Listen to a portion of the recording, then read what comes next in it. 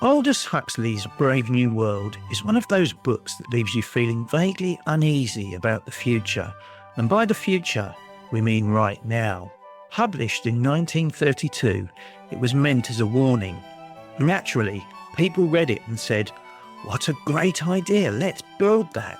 Almost a century later, we've got social conditioning via TikTok, pharmaceutical bliss in tablet form, and a global economy built on selling you things you didn't know you needed until an ad convinced you your life was empty without them. Huxley would be horrified, though probably not surprised. The novel begins in a place that sounds like the rejected set of a Wes Anderson film, the Central London Hatchery and Conditioning Centre. Here, babies aren't born, they're decanted, grown in bottles, sorted by caste, then brainwashed with the precision of a Swiss watch. No fuss, no parental trauma, and no Facebook posts about gender reveals. Instead, we get the Bokanovsky process, a cheery euphemism for mass cloning. One human egg, dozens of near-identical workers. It's like nature's own copy and paste button, only weaponized against free will. Everyone belongs to someone else, and the very idea of being alone, or God forbid, unhappy, is treated as a medical emergency. Feeling sad? Take Soma. Feeling anxious? Take more Soma. Feelings are inefficient. There's no Shakespeare in this world, no religion, no family, and certainly no meaningful sex. Just mood-stabilised bodies bumping into each other in a bureaucratically sanctioned orgy of having fun, the kind of fun that's government-approved and completely meaningless. Enter Bernard Marx. Poor Bernard, he's an alpha, which means he's supposed to be tall, confident and perfectly adjusted. Instead, he's short, insecure and full of what the world state calls individual thought, which is a bit like being a vegan at a Texas barbecue. Bernard doesn't like the mandatory cheeriness. He finds the orgies awkward. He wants to be alone sometimes. It's almost quaint. He's basically that guy in a group chat who asks if anyone else feels like society might be a bit off. Bernard's sort of love interest, the Nina Crow, is more typical of the society around her. She's a beta, emotionally flattened by years of hypnopedic sleep lessons and recreational pharmaceuticals.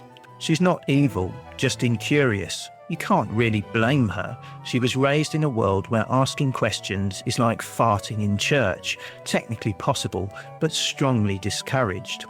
Everything shifts when Bernard takes Lenina to the Savage Reservation, an area left untouched by the world state, where people still live in tribal communities, give birth and suffer. There they meet John, the so-called savage, born from a world state mother but raised on the outside. John reads Shakespeare, believes in love and suffering, and has moral values. He's also the only person in the book who gets emotionally wrecked by things like death or unrequited love. In this world, that makes him a dangerous lunatic. John becomes an instant celebrity upon returning to London, a kind of living meme, a novelty act for the jaded elites.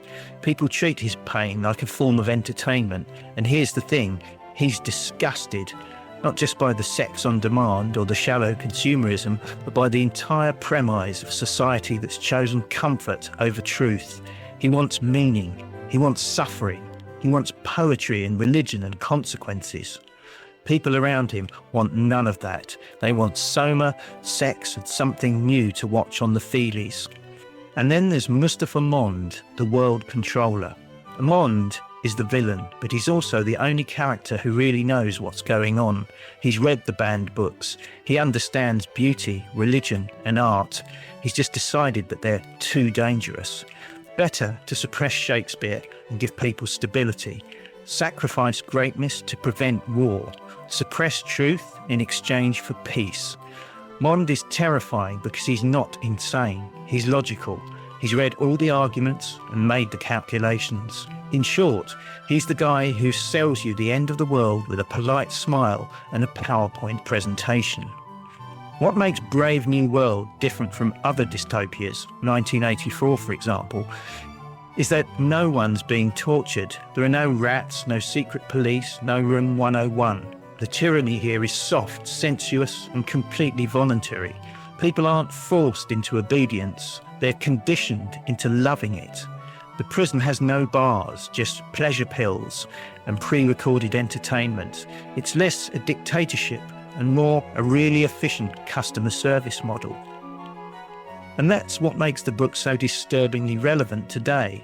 We'll have our own Soma in the form of Netflix binges, Instagram validation, and the prescription meds for every human emotion. We sacrifice privacy for convenience, truth for comfort, and individuality for likes.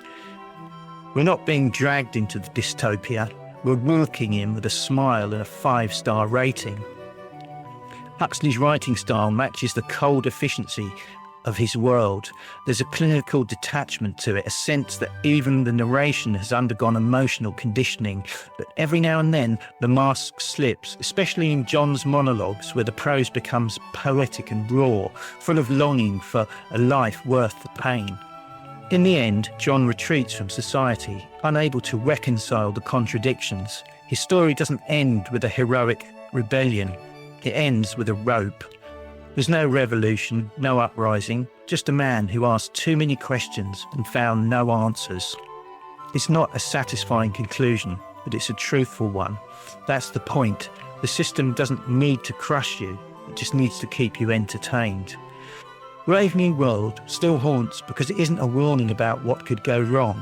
It's a dissection of what people will settle for. It's not the fear of being controlled that drives the book. It's the fear that we'll give up control willingly just to avoid being uncomfortable.